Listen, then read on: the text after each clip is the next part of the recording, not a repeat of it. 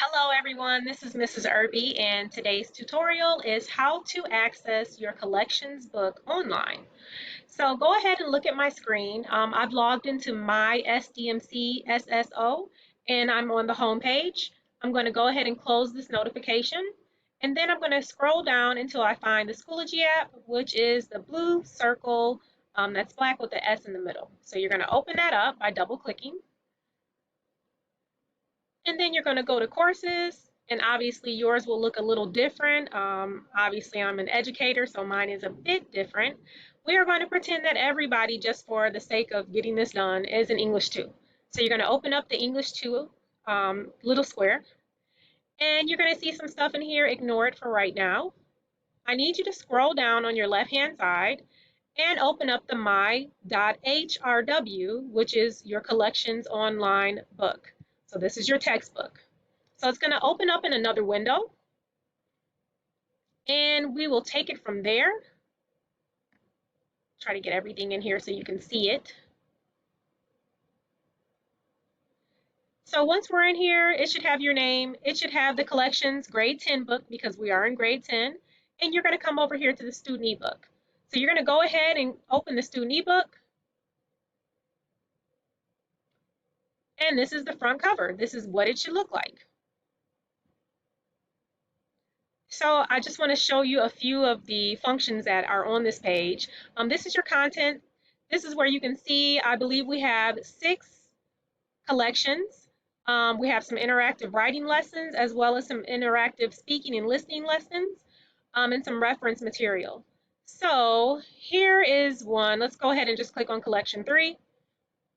And it shows you the different texts. And for example, let's pretend we're going to read Magic Island. So let's open that up. So this is what you read. This is what you click open for the text, and this is what you're going to click to read afterwards.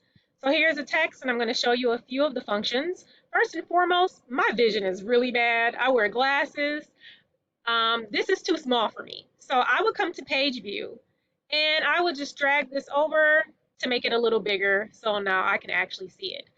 Please look up here. There are some icons. If you click this, a history video is going to pop out to give you a little more history on what we're reading, which is phenomenal. Also, some of you are audio learners. So if we were in class, which if you're watching this, we probably might not be all the time thanks to COVID-19, you like to listen to people read. So you might want to go ahead and listen to this as opposed to read it yourself. So you can come right here. So you're going to come and click the audio button, and once you click it, this happens. Magic. So this will pop up and it'll start reading it for you, okay?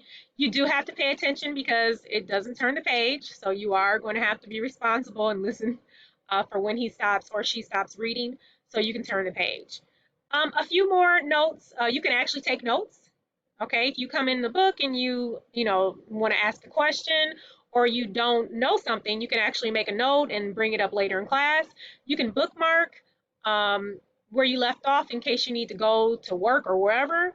And then there are some extra resources that go along with each reading. So for example, here's Magic Island, the history video that we saw up top, the biography of the author. There are some questions, some tutorials to refresh you on figurative language that you need to know for English class.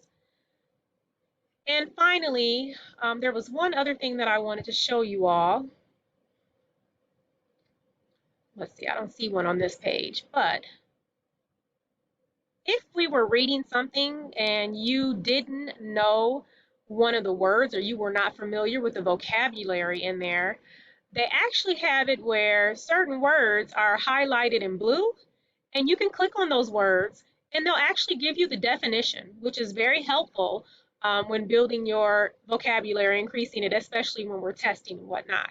So if you look through, we'll just pretend parrots is highlighted, you would click it and a box would pop up and it would tell you what it means, how to pronounce it, if it's an adjective or a verb or noun, and show it to you in a sentence as well. So I thought that was really one of the best functions of this book.